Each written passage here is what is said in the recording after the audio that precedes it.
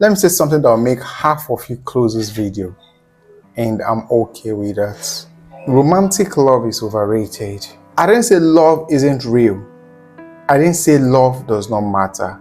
I only said romantic love. The butterflies, the obsession, I can't eat, you're all I think about kind of feeling is overrated. And by the end of this video, I think you will definitely agree with me.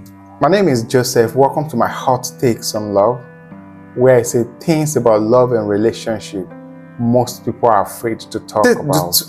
Today's topic is something I've been sitting on for a very long time because honestly, I was scared of the comments. I'm still scared of the comments anyway, or whatever the way it's going to be perceived, basically. Here is what I want to talk about. We live in a world that has, romanticized romantic love, like, movies, music, Instagram, TikTok. Everything is telling us to find someone who makes our heart race, to find someone who makes your heart like run very fast. You understand what I'm trying to say? Good. Who gives you butterflies? Who makes you feel you're the lead in a Hollywood film? And look, I'm not here to tear that down completely. Those feelings are real. They are beautiful. But here is the thing nobody tells you. Those feelings have an expiry date. And what you build after the expiry date, that's what actually determines whether a relationship survives. So today I want to talk about friendship, the underrated, the unsexy, completely overlooked ingredient that is the actual foundation of every relationship that lasts. Let me paint you a picture. Year one of a relationship, you're texting at 2 a.m. You're making playlists. You're smiling at your phone like a person who has completely lost their mind. Everything they do is fascinating. Their laugh, the way they eat, the specific way they say your name. Through this, you're essentially on drugs. Science has confirmed this. Romantic love activates the same part of your brain just like cocaine. I'm not exaggerating, look it up. You're out there thinking this is love, you're technically high. Now fast forward year 3, year 5, year 10. The butterflies have settled. The obsession has cooled down. You're not texting at 2 a.m. anymore. As a matter of fact, you go to bed at 10 p.m. and you're completely at peace with that. The way they eat is still there, but now it's just eating, like it's a normal eating now.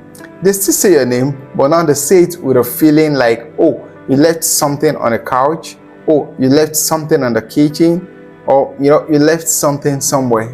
Different feeling entirely. And a lot of people reach this point and think something has gone wrong. The thing they love has faded. They go searching for the butterflies again, in someone new, in drama, in distance, in arguments. They mistake the end of the high to the end of the relationship. But what if the butterflies were not the destination, they were just an opening act? The relationship that lasts, really lasts. The ones that are still standing at year 20, still choosing each other, still laughing at the kitchen at midnight. Those are not built on butterflies, they are built on friendship. And I want to be specific about what I mean about friendship. I don't mean being polite. I don't mean tolerating each other. I mean, do you like this person? Not just love them. Do you actually like them? Is this someone you would choose to spend time with? Even if you had no romantic obligation. If you stripped away the history, the commitment, the shared life you've built, would you still want to be in a room with this person? Because if the honest answer is no, then the butterflies were never going to say a word. Dr. John Gottman, one of the most respected relationship researchers in the world, spent 40 years studying couples, thousands of them. I know what he found is the single biggest predictor of whether a relationship lasts. Not passion, not physical attraction, not how romantic someone is on Valentine's Day. Deep friendship, specifically how well you know each other, respect each other, and how much you genuinely enjoy each other's company.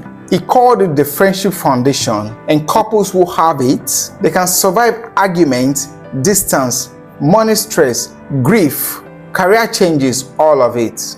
Because underneath all of that are just two sincere people who genuinely like each other. Couples without it, they may have incredible chemistry. But first time life gets hard, and life always gets hard, there's nothing underneath the romance to hold them together.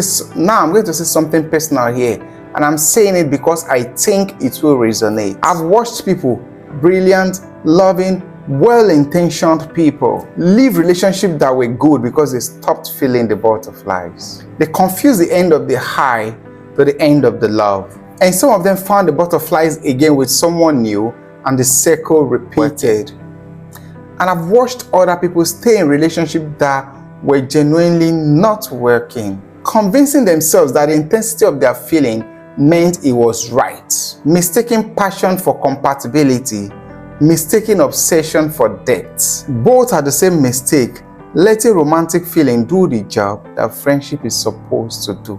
Now, this is important. I'm not saying romance is useless. I'm not saying you should settle for someone you feel nothing for. I'm not telling you to ignore chemistry or choose a safe option. What I'm saying is this: you need both, but you need to know which one to bet on.